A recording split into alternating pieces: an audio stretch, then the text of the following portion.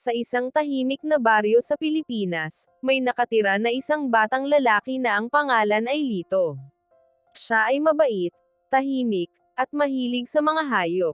Kasama niyang lumalaki ang kanyang alagang aso na si Milo, isang makulit ngunit sobrang loyal na Aspen.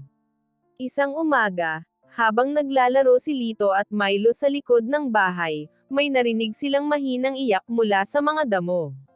Lumapit sila, at doon nila nakita ang isang nanginginig, maruming kuting.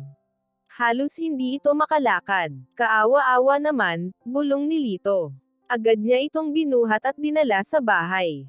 Pinangalanan niya itong pusa, dahil sabi ni Lito, simple lang, pero cute. Una, hindi masaya si Milo.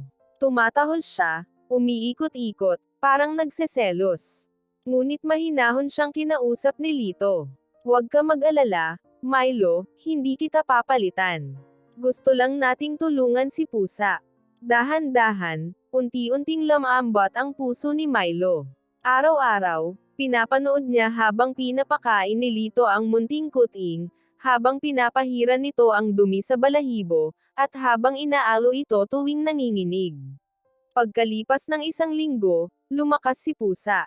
Natuto siyang tumakbo, tumalon, at minsan ay ginugulat pa si Milo sa likod. At doon nagsimula ang hindi inaasahang pagkakaibigan. Habang lumilipas ang mga araw, mas naging malapit silang dalawa. Si Milo na dati ay parang ayaw kay pusa, ngayon ay siya na mismo ang nagbabantay dito. Kapag may dumadaan na manok o malaking pusa mula sa kapitbahay, agad binubuntutan ni Milo para bantayan si pusa. Si Lito naman ay sobrang tuwang-tuwa.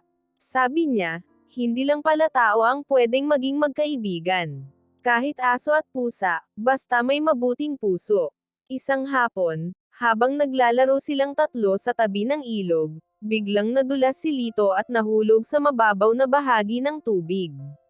Hindi naman malalim, pero nagulat siya at hindi kaagad nakatayo.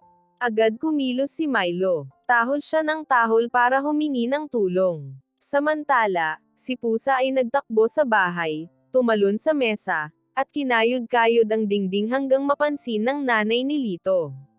Pagkarating ng nanay sa ilog, nakita niya si Milo na nakatayo sa tabi ni Lito, parang sinasabi, "Dito. Bilisan niyo." At nakita niyang si pusa naman ay hindi tumitigil sa pagmiyaw, para ipaalam na may nangyari. Dahil sa mabilis na aksyon ng dalawang alaga, walang nangyaring masama kay Lito. Pag-uwi nila, niyakap niya ng mahigpit si Milo at pusa. "Salamat, kayo ang pinakamagaling na kaibigan na meron ako." Mula noon, mas naging espesyal ang samahan nilang tatlo. Tuwing umaga, sabay-sabay silang kumakain. Tuwing hapon, sabay silang naglalaro. Tuwing gabi, magkakatabi silang natutulog, si Lito sa gitna, si Milo sa isang tabi, at si pusa naman ay nakahiga sa tiyan ni Milo. At unti-unting napansin ng buong baryo. Isang batang lalaki, isang aso, isang pusa, tatlong magkaibang nilalang, pero iisang puso, puno ng kabutihan, katapatan, at pagmamahalan.